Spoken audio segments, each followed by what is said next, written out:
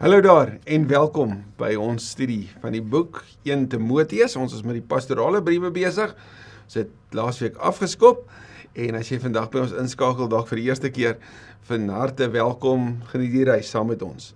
Verlede week het ons gesien dat as wanneer Paulus vir Timoteus skryf, dis daar in die jaar 263 na Christus, dan skryf hy vir hom vanuit Macedonië. Hy skryf vir hom met 'n baie dringende fokus om die stryd te stry, om in Efese te bly. Timoteus, hierdie kind van Paulus in die geloof, leier van die gemeente in Efese, en Paulus sê vir hom bly daar, en hy sê vir hom, jy moet vashou. Jy moet vashou aan die gesonde leer, veral dan die gesonde leer aangaande die wet, die regte kyk na die wet, dat die wet goed is, want die wet wys vir ons op die sonde, en die sonde sê ons 'n verlosser nodig. Vir die gelowiges is die wet weer net 'n aanduiding van hoe die lewe geleef moet word. Maar nie om hulle ondergeskik aan die wet te bring nie, maar juist net weer te fokus op Jesus en God se ideale plan vir hoe 'n wêreld moet lyk. Nee, 'n wêreld wat floreer, leef volgens God se wil. En ons sien dit ook vanuit die wet. Maar die wet wys vir ons dat ons 'n verlosser nodig het en in Christus word ons nuut gemaak en Paulus beskryf dit as die evangelie. Hy maak dit ook van toepassing op sy lewe. Hy sê, Timoteus, ek wil vir jou wys hoe dit in my lewe gebeur. Hoe sleg ek was, hoe verlore ek was, maar hoe die Here my ingetrek het. Hy het my nie afgeskryf nie, hy het my ingeskryf, nee. Ek is deel van sy storie en my lewe is 'n bewys dat die evangelie werk. Maar hierdie evangelie is 'n evangelie van genade alleen, in Christus alleen, en dat dit verlossing alleen bring. Niks kan bygevoeg daarby nie. En daarom teen die dwaalleraars, Timoteus, bly daar en stry die goeie stryd.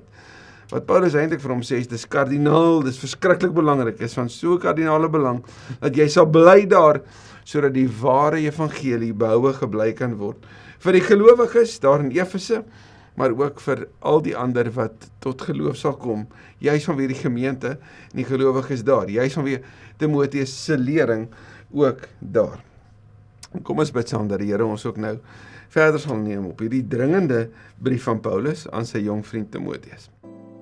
Liewe Here, baie dankie dat U ons ken, by die naam ken, dat ons geken is en geken word en dat U woord ons altyd net nader neem aan U hart vir U wêreld, maar ook vir ons. Dankie vir 'n oomblik soos hierdie, 'n oomblik van stil word, 'n oomblik van nadink.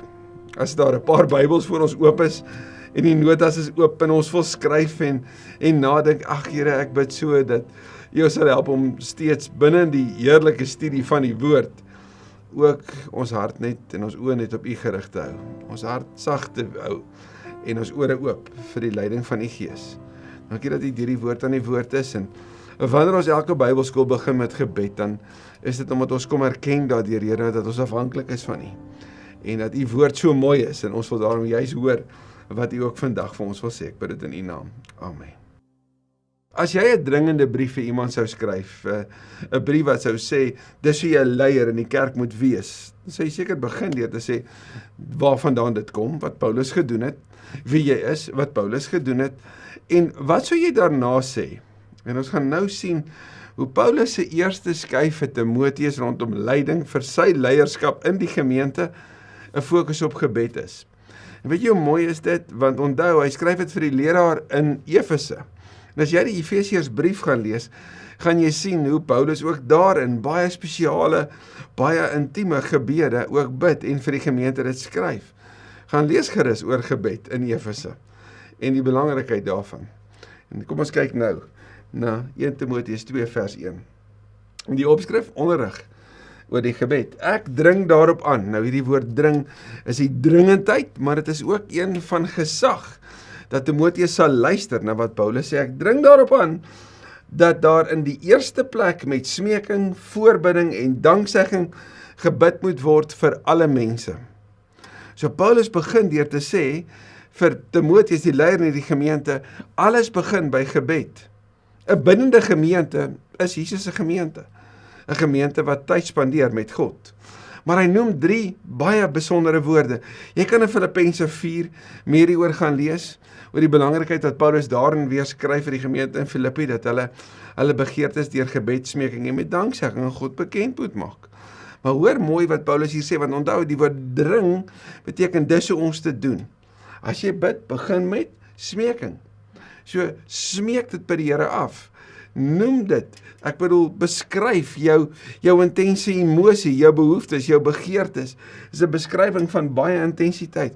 Voorbidding, wat 'n intree is vir ander. Paulus beskryf baie keer in sy eie persoonlike gebedslewe hoe hy vir gemeentes en vir individue intree om vir ander te bid. Dis om vir iemand te gaan bid en letterlik in hulle skoene voor die Here te gaan staan, te bid asof jy hulle is. Dis die woord voorbidding. En natuurlik danksegging. Danksegging wat altyd 'n teken is van 'n gelukkige mens, wat lei tot 'n gelukkige mens, wat lei tot 'n blymoedige mens, maar danksegging ook in as gevolg van dit wat nou net gebeur het. Dankie Here dat ons hierdie vir U kan vra. Dankie Here dat ons vir ander kan bid. Dankie Here vir alles wat U oor ons uitgestort het. So daarom 'n begin met danksegging. Maar kyk wat sê Paulus dan. Ek wil hê julle moet dit doen en julle moet bid vir, het jy dit gesien? Alle mense. Alle mense. Dis die inklusiwiteit van die evangelie. Ek en jy gaan sien in hierdie brief aan Timoteus dat daar 'n eksklusiewe oomblik is, maar daar 'n inklusiewe fokus is. Die eksklusiwiteit is dat daar verlossing net deur Christus is, dat daar net een Here is, dat daar net een God en Vader van almal is, né? So daar's 'n fokus op die een, dis die eksklusiwiteit, maar dat dit 'n uitnodiging vir almal is, dis die inklusiwiteit. En hierdie help vir jou en my om te vra, vir wie moet ons bid vandag? Vir alle mense. Vir alle mense. Ook die wat buite die gemeente is. Sal Paulus later dit ook noem. Ook die wat ongelowig is. Is ek en jy besig om so te bid? Of bid ons maar vir ons groepie? Bid ons maar vir ons bekendes? Bid ons maar vir ons, ons spasie, of ons land, of ons dorp, of ons mense, of ons skool? Of het ons 'n fokus op God se hart vir die nasies? So bid vir alle mense. Vir die wat regeer en vir almal wat gesag uitoefen, sodat ons 'n rustige en stil lewe kan lei. Hoe mooi is hierdie nie dat Paulus sê, bid tot die Here, en dan tree jy in, en jy tree in vir die regerders, en gaan kyk gerus Romeine 13 vers 1, hoe Paulus ook daar sê, dat ons ondergeskik moet wees aan die owerhede, maar nou om in te tree vir hulle. Dis 'n baie goeie vraag vir jou en my, net so 'n bekante opmerking. Tot in watter mate is ons besig om die wat regeer te bespreek, dalk belaglik te maak, dalk te kritiseer, en tot in watter mate is ons besig om vir hulle te bid. En Paulus sê, as ons vir hulle bid, is daar 'n gevolg. So daarom die danksegging, né? Daar's 'n gevolg, daar's 'n relaas. Hy sê, sodat ons dit kan leef. En dit is so mooi dat in Efese, later as jy na die Irene sou gaan, so jy gaan sien dat daar 'n kerkgebou sou wees. 'n Kerkgebou waarvan ons nou nog die ruïnes kan sien, waar die kerk gestaan het en waar die kerk geleef het, waar die kerk gefloreer het, ook in die Byzantynse tyd. Die belangrike van jou en my is om te sien dat hierdie gebed van Paulus en dit wat hy vir Timoteus sê, dat dit waar word, ook daar in Efese. 'n Gebed van dringendheid, sodat ons 'n rustige lewe kan lei, en kyk nou mooi, in volle toewyding aan God, en in alle eerbaarheid. So 'n mooi beskrywing. So terloops, onthou net weer, al hierdie notas is vir jou beskikbaar, né? En in alle eerbaarheid. 'n Lewe wat eer sal bring aan die Here. So 'n gebed waarin ek smeek, waarin ek voorbid, waarin ek dankie sê, maar waarin ek ook getransformeer word, sodat ek 'n lewe kan leef wat eerbaar is, wat eer aan die Here bring. Vers 3. So is dit goed en aanneemlik vir God, ons verlosser, natuurlik hier oor verlosser, verlossing, redder, né? Wat wil hê dat alle mense gered word en tot kennis van die waarheid sal kom. So Paulus se gebed en sy voorstel en sy dringendheid van bid vir alle mense, kry nou 'n gevolg. Hy beskryf God se hart, dat God wil hê dat alle mense gered word. Hoor jy dit? God se hart is dat alle mense gered word. Dit is so belangrik vir ons om dit te sien. So daar's nie 'n onderskeid nie. Daar's nie 'n predestinasie wat sê, hierdie mense moet gered word en daai mense moet nie. Nee, God se hart is dat almal gered moet word. En daarom moet hulle die evangelie hoor. Gaan kyk 'n bietjie gerus na 2 Petrus 3, wat Petrus dan skryf vers 9. Maar gaan hoor sommer so 'n bietjie uit die Ou Testament uit. Jesegiel 18:23, Jesegiel 33 vers 11. Ook daarin hoor ek en jy die Here se hart. Dat alle mense gered word, herinner my natuurlik na ons onlangse reis met Johannes. Johannes 3, 16 en 17. God wat die wêreld lief het, en dan vers 17, hy het nie sy seun na die wêreld toe gestuur om die wêreld te veroordeel nie, maar om die wêreld te red. En die wêreld daar beskryf die ganse kosmos, dus alle mense. En Paulus noem dit hier, is God se wil dat alle mense gered moet word. Daar is immers net een God, daar's die eksklusiwiteit, né? Johannes 14, ag maar dit neem ons sommer terug na Deuteronomium 6 toe. Die Shema, Deuteronomium 6 vers 4, Shema Israel, Adonai Eloheinu, Adonai Echad, sal die Jode sê, maar in die direkte Hebreeu sal dit sê, Yahweh Eloheinu, Yahweh Echad. Daar is net een Here. En luister Israel, die Here jou God, die Here is een, né? Daar is net een God en daar is net een middelaar, tussen God en die mense, die mens Christus Jesus. En hierin wys Paulus op die menslikheid van Christus. Ons weet ook van die goddelikheid van Christus. En hierdie twee nature maak die perfekte middelaar, wat ons het in Christus Jesus. Hy wat homself as losprys vir almal gegee het. Hoe mooi is hierdie woord losprys, as jy dit koppel met wat in vers 3 genoem word, God ons verlosser. Die verlosser, daarom is Jesus ook God, né? Die verlosser, Jesus die Here, het die prys vir ons verlossing betaal. Die losprys, die loskoopprys, die tetelestai prys. Dit was op die bestemde tyd, en as Johannes lees, die kairos oomblik, die bewys van die bedoeling van God. God se bedoeling is dat ek en jy hom sal ken. God se bedoeling is dat ons verlos sal word. God se bedoeling vir alle mense, daarom die uitnodiging vir alle mense, is om tot kennis van Christus te kom, om tot verlossing te kom, wanneer dit tot geloof kom.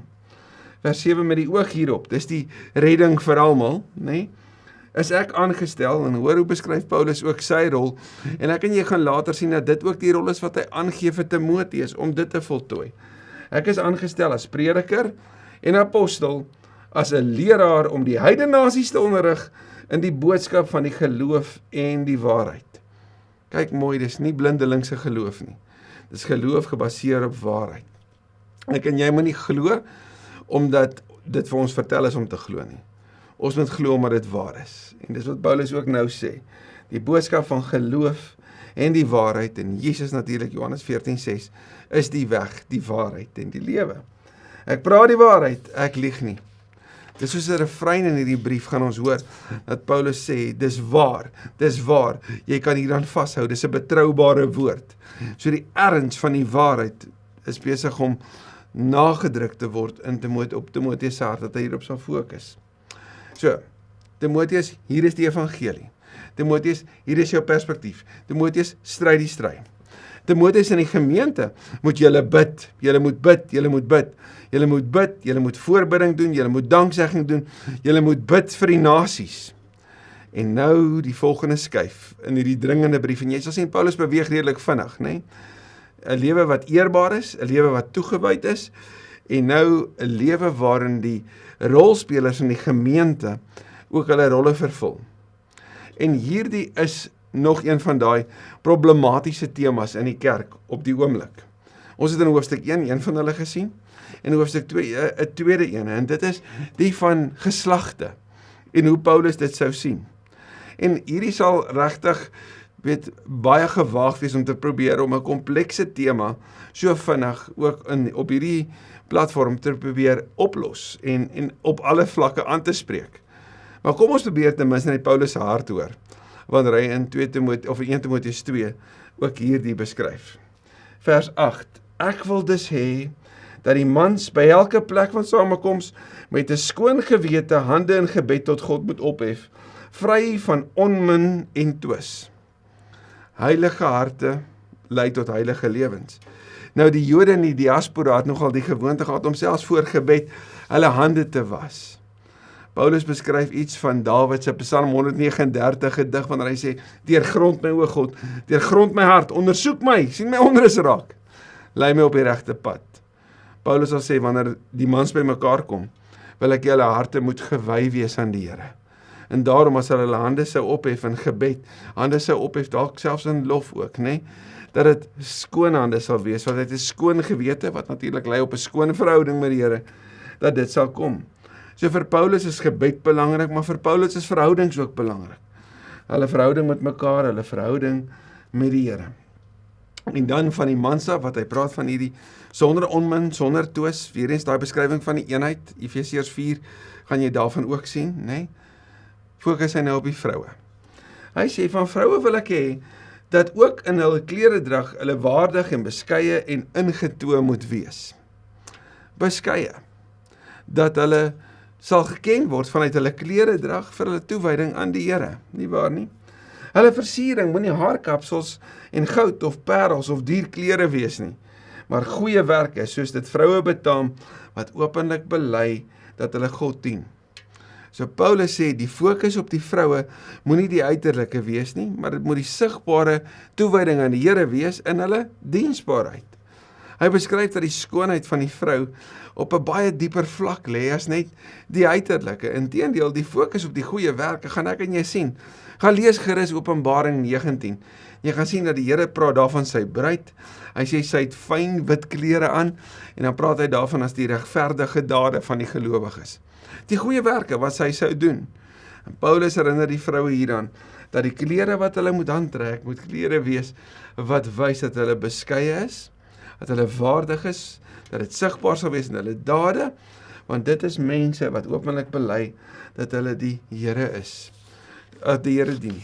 Is so mooi, hierdie beskrywing van 'n toegewyde lewe aan God, wat sigbaar word, nie waar nie? Beteken dit 'n vrou moet nie mooi aantrek nie? Natuurlik is dit nie sy fokus nie, maar dit moet nie die fokus van die vrou wees nie, nee. Haar fokus moet wees om goed te doen, binne die gemeente, binne die gemeenskap. Vers 11, en kyk net mooi as ek weer net vir ons vers 10 lees, vers 10 sê, vers 9, van die vroue wil ek hê, dat hulle, nee, en dan vers 10, van die vroue, so dis meervoud, en dan in vers 11 is daar die draai na enkelvoud toe, en dis opvallend, en dis vreemd, want tot en met nou praat Paulus in die meervoud, maar kyk mooi wanneer hy in eenvoud en na die een persoon ook sal fokus en oor haar sal praat. 'n Vrou moet in die erediens stil en onderdanig wees en haar laat leer. Nou julle, hierdie is 'n warm patat. Hierdie is, soos die Engelsers sou sê, 'n hot topic. Want sien, op hierdie fokus binne in die gemeente in Efese, wys Paulus 'n vrou uit. So daar's 'n baie goeie argument hiervoor, om te sê Paulus praat van 'n baie spesifieke vrou. Daar iemand was in Efese, wat baie gepraat het, wat gereeld gepraat het, en onthou mooi, die kerk het aanvanklik in huise bymekaar gekom. So dit mag 'n vrou gewees het, wat dan met ander woorde, in 'n erediens, wanneer die kerk bymekaar sou kom om die woord van die Here te bespreek, baie sou praat, ander dalk sou dood praat. Paulus sê hierdie vrou moet stil bly. Hy sê ek laat haar nie toe nie. Nou hoor mooi, Paulus het die gemeente in Efese bitter goed geken. As hy meer as 3 jaar in Efese gebly en gewerk het, het hy hulle regtig goed geken. En wanneer hy sê ek laat haar nie toe nie, ek wil hê sy moet stil bly, dan gaan dit oor hierdie vrou in die besonder. Paulus sê dit vir Timoteus, sodat Timoteus hierdie kan handhaaf, dat sy moet stil bly. 'n Ander argument hierop is om te sê, maar onthou mooi, die Joodse vrou het nie die voorreg gehad van die Joodse mans nie. Die Joodse mans het na die skole toe gegaan. Hulle het opleiding gekry.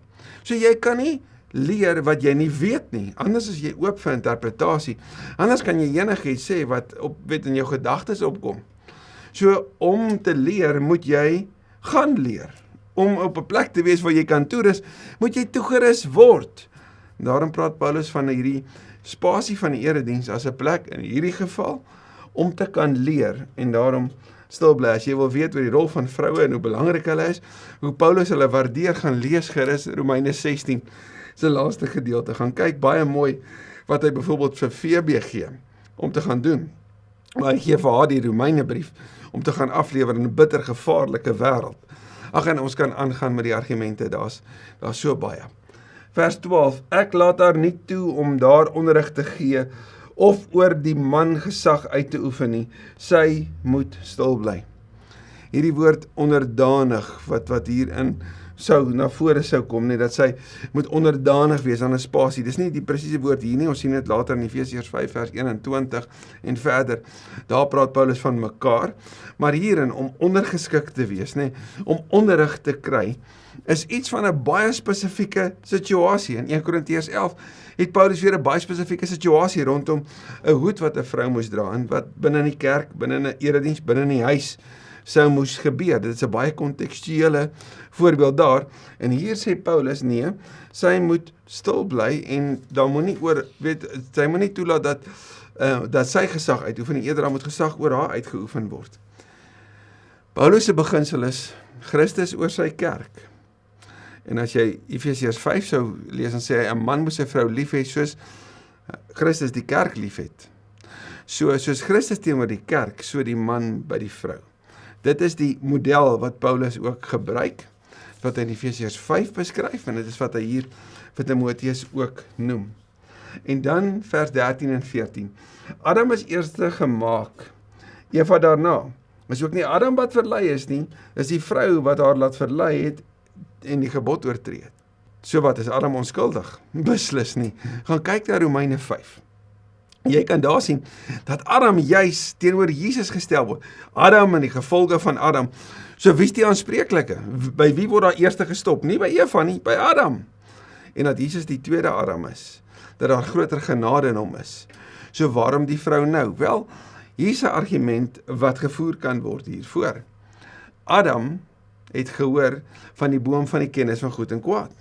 Adam het meer kennis gehad. Adam moes sy vrou leer. Dit lyk of Adam dit nie gedoen het nie. Adam moes sy vrou beskerm. Dit lyk of Adam dit nie gedoen het nie. Daarom is sy vrou blootgestel. Daarom word sy binne in hierdie versoekende vrae van die Satan, daar in Genesis 3 vers 1, die slang wat listiger is as al die ander diere, word sy verlei vanweë gebrek aan kennis. Laat my sommer dink aan Sagaria, wat sê, my volk gaan ten gronde, weens daai gebrek aan kennis, weens 'n gebrek aan insig. So kan dit wees dat sy verlei is, omdat sy nie genoeg geweet het, soos wat Adam geweet het nie. Kan dit wees dat sy vanuit haar verleiding Adam beïnvloed het, want onthou, die slang het nie na Adam toe gekom nie, die vrou het hom beïnvloed, vanweë haar gebrek aan kennis. En kan dit wees dat Paulus besig is om met hierdie beeld, as jy nou hoofstuk 1 ook intrek, te kan praat oor God se skepingsorde, naamlik 'n man en 'n vrou, en dat hulle sal saam wees, en dat hulle moet kinders hê, en dat hulle die wêreld moet oorheers, en na die wêreld moet kyk, en dat God tussen mense wil wandel, dat dit God se plan is. Kan dit wees dat Paulus met daai beskrywing, daai skepingsgedagte ook hier vir Timoteus help, om die orde in die gemeente ook so te rig? Dat vir nou, bly stil en word geleer. Beteken dat vroue nie sal leer in die toekoms nie? Natuurlik nie. Maar dit beteken moontlik in hierdie konteks, wanneer Paulus hierna verwys na, onthou mooi, wanneer jy nie opleiding gekry het nie, wanneer jy nie toegerus is nie, wanneer jy nie die kennis het nie, as jy oop vir verleiding, en ek en jy weet dit. In ons eie lewe het ons dit al beleef. As jy nie genoeg geweet het nie, is dit baie keer jou antwoord. As jy fout gemaak het, ek het nie geweet nie. Nie waar nie?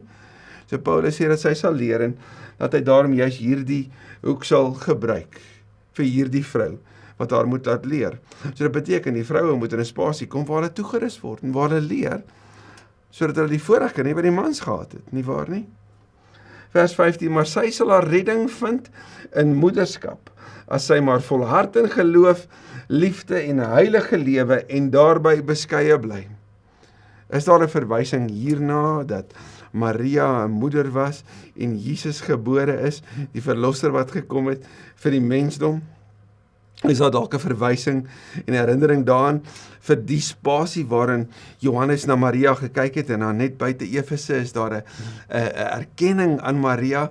Daar is 'n klooster ook daar bo op die koppie, net so buite Efese, weet, daar in Turkye. Is daar 'n moontlike verwysing daarna? Dis dalk so. Waarom word 'n vrou dan gered in moederskap, en wat van die vroue wat nie mamas is nie? Ek word hulle dan nie gered nie. Sien jy, hoe kan jy hierdie argumente van Paulus so uitmekaar uittrek, sodat jy skoon kwaad kan word vir Paulus? Of is Paulus besig om 'n ordereëling te tref, ook in die gemeente? Hy praat van die redding, wat bedoel natuurlik, as ons teruggaan na Genesis toe, na God se skepingsorde. dat 'n vrou met ander woorde verantwoordelik is by die huis. En ek en jy gaan net hierna sien hoe belangrik Paulus die huis ag. Dis asof om te sê geloof word by die huis gevorm en geleef en daarna na die gemeente toe en daarna na die gemeenskap toe. So die nukleus van die samelewing is 'n toegewyde gesin. En daar het 'n vrou 'n baie besondere plek en rol. So Paulus wat dit kleiner maak, plaas eintlik die fokus op die belangrikheid van die gesin, van die huis, van die plek van oorsprong van geloof. Ek en my huis sal die Here dien, Josua 24.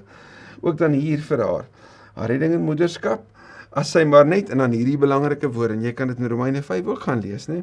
Volhard in geloof, liefde en 'n heilige lewe, soos wat Paulus dit van die mans vra hy dit nou van die vroue, en daarbey beskeie bly. Dit is 'n voorbeeld van bediening by die huis. En so, op hierdie hoogtepunt, om dit terug te bring huis toe, Paulus sou groter praat oor die vroue, en fokus op die vroue, voel vir my so half 'n warmer kyk, as wat baie keer in die openbare debat gebeur.